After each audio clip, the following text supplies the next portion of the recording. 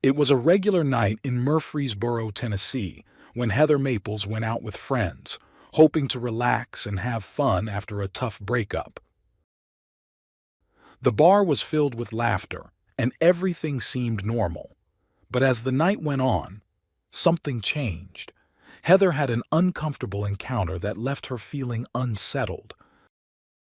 By the early morning, she was back at her apartment, but after that, no one heard from her again. The next day, when her friend Kelsey went to check on her, she found something that would change everything, leaving behind a lot of questions. What really happened that night, and who was behind it?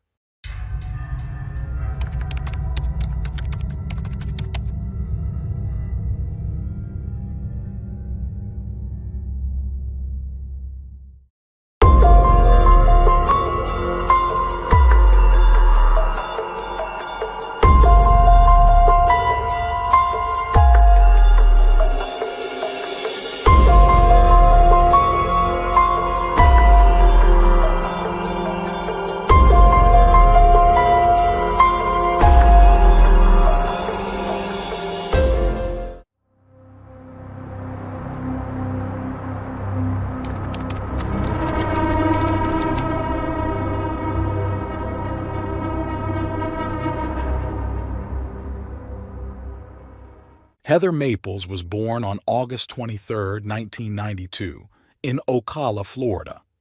She was the only child of Jennifer and Darren Maples. Not long after her birth, the family moved to Texas, where Heather's childhood unfolded without any major issues. To her busy but joyful mother, Heather was like a whirlwind of energy, keeping her constantly on her toes. Unfortunately, Jennifer's relationship with Darren was already deteriorating by that time, and focusing on her daughter became Jennifer's way of coping with her personal struggles. When Jennifer finally gathered the courage to end her marriage, she felt certain that this decision would lead to a better life for both herself and Heather. And it did. Even though Darren distanced himself, losing all contact with his daughter, Heather showed incredible resilience, a trait she clearly inherited from her mother. She remained a cheerful and sweet child, seemingly unaffected by the changes in her family life. Heather excelled in school, where she was sociable, hard-working, and had a love for animals. She spent much of her free time surrounded by the pets she adored. As she grew older, Jennifer found a bit more time for herself, eventually meeting Randy Hunter, a kind man she later married. In 2004, Jennifer gave birth to her second child, Ryan, a joyful event for the whole family.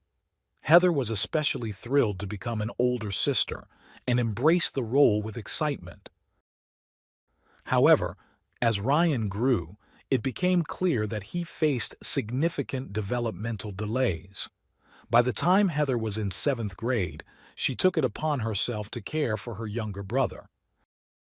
She spent her free time helping Ryan learn to talk, walk, and eat, taking on responsibilities far beyond her years.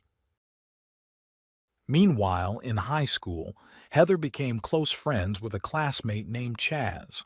While little is known about him, he played an important role in her life at that time. Heather's devotion to her brother continued as she entered her final year of high school. She persuaded her mother and stepfather to let her use one of the family cars to drive Ryan to school each day, a decision that benefited everyone by lightening the morning load and allowing the siblings to spend more time together. After graduating high school, Heather stayed home, though she dreamed of becoming a psychologist. During this time, her life took an unexpected turn when her estranged father, Darren, reached out to reconnect. He was now a long-haul truck driver living in Missouri with a new family. Slowly, they began to rebuild their relationship, with Darren promising to always be there for her, though they kept their newfound connection a secret from Jennifer. As Chaz settled into life away at college in Murfreesboro, Tennessee, he encouraged Heather to follow her dreams. During the Christmas season of 2014, Heather made the bold decision to leave home and pursue her goal of studying psychology. On January 31, 2015, at 22 years old, Heather packed her bags and, with her cat Oliver by her side, drove to Murfreesboro to start a new chapter in her life. In Tennessee, Heather found a stable job as a leasing agent and rented an apartment in the same complex where she worked. She quickly formed a close friendship with a colleague named Kelsey Price, who lived in the same building. Kelsey admired Heather's selflessness and noted her natural tendency to care for others, always ensuring that no one around her felt sad. Over time, Heather's friendship with Chaz developed into a romantic relationship, but it wasn't long before cracks started to show. Chaz turned out to be possessive, jealous, and controlling, far from the person Heather had believed him to be. Feeling increasingly suffocated, Heather channeled her energy into her work and her goal of attending university. She began preparing for her entrance exams, all while managing her job. Her father even helped her with the process of applying for scholarships. As the relationship with Chaz became unbearable, largely due to his anger management issues, Heather finally decided to cut ties with him. She took firm steps, including obtaining a restraining order to ensure he stayed out of her life. Young, beautiful, and with a bright future ahead of her, Heather's life moved along like that of many girls her age. She had a large circle of friends and experienced fleeting romances that never amounted to much. Around this time, Heather crossed paths with Brandon Richmond Bowling, a young man who was also adopted as a baby by Patricia Ann Bowling. Brandon was raised in Collierville, Tennessee, where he excelled academically and shone in high school football and band. After high school, Brandon attended university while holding various part-time jobs, mostly in fast food. Although he was arrested in 2012 for public intoxication and disorderly conduct, this seemed to be an isolated incident.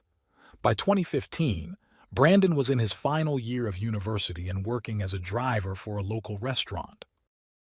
He and Heather followed each other on social media, exchanged private messages, and went out a couple of times, though it's unclear if their relationship grew more intimate. In the early summer of 2015, Heather received the news she had been eagerly awaiting. She had been accepted into university to study psychology, her lifelong dream. Overjoyed, she immediately called her mother to share the good news. She then told her father, and the two made plans to reunite in mid-August. Darren even promised to fix up an old car he no longer used as a gift for her. On Thursday, August 6, 2015, the day unfolded like any other. During the workday, Heather told her friend Kelsey that she was planning to go out that night and asked her to check on her in the morning if she didn't show up on time or answer her phone. She assured Kelsey that she'd likely just sleep through her alarm. Around 10 p.m., Heather went out to a bar with some friends.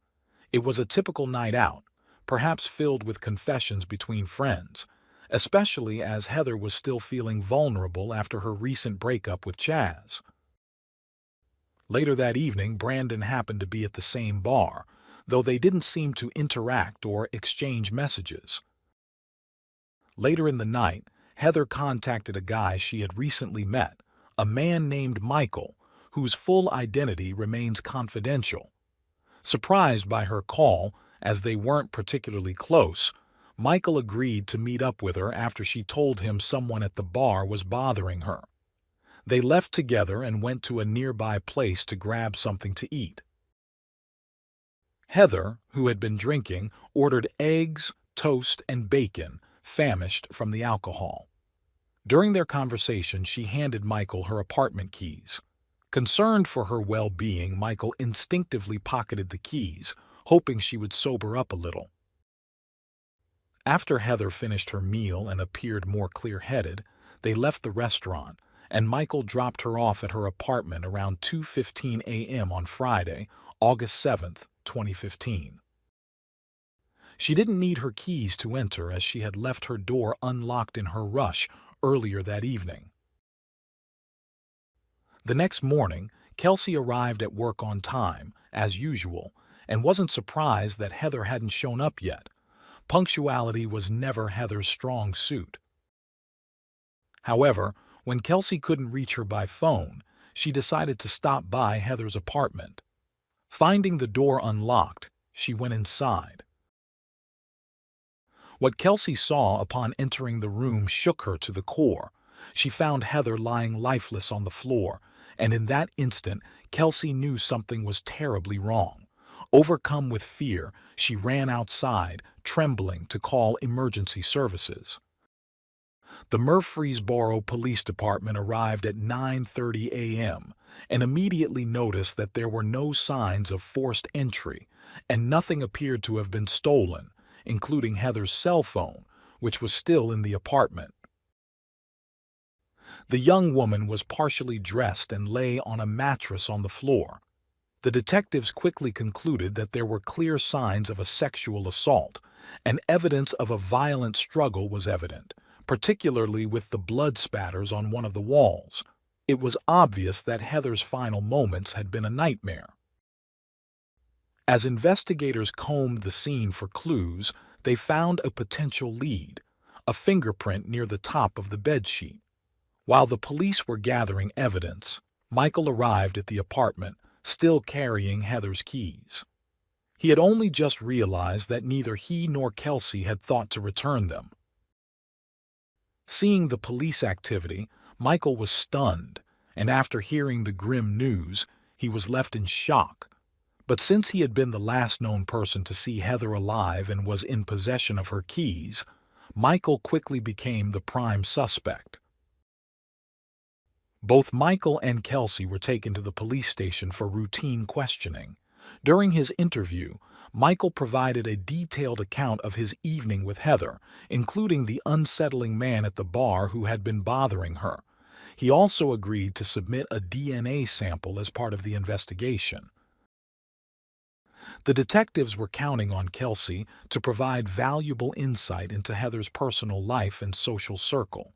She shared that Heather had recently ended a tumultuous relationship, which gave the investigators another lead to pursue. Kelsey played a crucial role in the investigation by supplying the password to Heather's phone, helping the police access key information. She also took it upon herself to break the tragic news to Heather's mother, feeling that it would be better for such news to come from someone who had loved and cared for her daughter. Meanwhile, investigators reviewed security footage from the places Heather had visited the night before. Everything aligned with Michael's account of the events, and when his fingerprints didn't match those found at the scene, he was cleared of suspicion. Investigators then shifted their focus to Chaz, Heather's ex-boyfriend. Although he admitted to the troubled relationship they had, his solid alibi and lack of matching DNA excluded him as a suspect. The preliminary report from the medical examiner revealed that Heather's death was caused by blunt force trauma and asphyxiation. Additionally, there were signs of defensive wounds on her hands, including a torn-off fingernail and dried fluids on her body, confirming the assault. The investigators sent the fingerprint from the scene and the DNA samples from Heather's body to a national database. As Heather's family grappled with the overwhelming grief, her mother, Jennifer, had to come to terms with the heartbreaking loss of her eldest daughter, who had been a loving sister to Ryan. Jennifer also remained unaware of the reconnection between Heather and her father, Darren, who was left devastated knowing he would never get the chance to fully rebuild his relationship with his daughter. On Tuesday, August 11, 2015, Heather's funeral was held in Texas. Nearly 200 people attended the ceremony, officiated by a pastor. Jennifer was moved by the turnout, realizing just how many lives her daughter had touched, which offered her some small comfort. The following day, Heather was laid to rest in a local cemetery. 8 days after the investigation began, the detectives received a call from the Tennessee Bureau of Investigation's crime lab. They had matched the fingerprint to Brandon Bowling. Although Brandon had no prior criminal record, his fingerprints had been recorded when he applied for his job as a delivery driver. Investigators quickly contacted him, and when questioned, Brandon admitted to having been at Heather's apartment previously. He claimed that they had consensual relations a few months earlier, but the investigators, seeing through his evasive answers, pressed harder. Brandon agreed to submit a DNA sample, and without waiting for the results, he was arrested in the early hours of August 15, 2015, charged with first-degree murder. The photographic evidence presented during the preliminary hearing was so explicit and disturbing that the judge took special care to shield it from the media and the public. Brandon pleaded not guilty, and the prosecution announced its intent to seek a life sentence without the possibility of parole. The trial was set for June 2017, and everything seemed to be moving forward smoothly. However, just weeks before the trial, a shocking discovery delayed the proceedings. Authorities uncovered footage on Brandon's phone showing the crime. As a result, the charges were expanded to include 12 additional counts, including 6 counts of rape, 2 counts of sexual assault, 2 counts of aggravated rape, 1 count of first-degree felony murder, and 1 count of premeditated first-degree murder. The evidence also indicated that Heather had been physically incapacitated, unable to resist or express consent at the time of the assault. Brandon remained incarcerated with his bail set at $1 million. His defense team filed a motion to suppress the video evidence, but it was denied. The prosecution, while acknowledging that the severity of the crime could warrant the death penalty, maintained their focus on securing a life sentence without parole. 2 months later, Jennifer surprised many when she publicly forgave Brandon for taking her daughter's life. She explained that holding on to such a heavy burden of anger was something she no longer wanted to carry. After intense negotiations with the prosecution, in February 2018, Brandon pled guilty to 1 count of aggravated rape and 1 count of second-degree murder in exchange for the dismissal of the remaining charges. This plea deal allowed for a shortened trial. During the sentencing hearing, Jennifer gave an emotional statement, visibly moving everyone present. She later shared that this was her last opportunity to speak for her daughter and make sure the world understood what her loss meant to their family. The judge sentenced Brandon Bowling to 40 years in prison, along with an additional 15 years for the crimes committed against Heather. The sentences would run concurrently, and Brandon would be ineligible for parole for 4 decades. After the hearing outside the courtroom, Jennifer approached Brandon's mother, Patricia, and without hesitation, embraced her. In that moment, the 2 women shared their sorrow as mothers, vowing to pray for one another. When asked later by local media, Jennifer explained that Patricia, like her, had always hoped for the best for her child's future. Brandon Bowling is currently serving his sentence at a medium-security prison in Whiteville, Tennessee, where he will remain until his release date in 2053. Even after his release, his name will be listed in the U.S. Sex Offender Registry.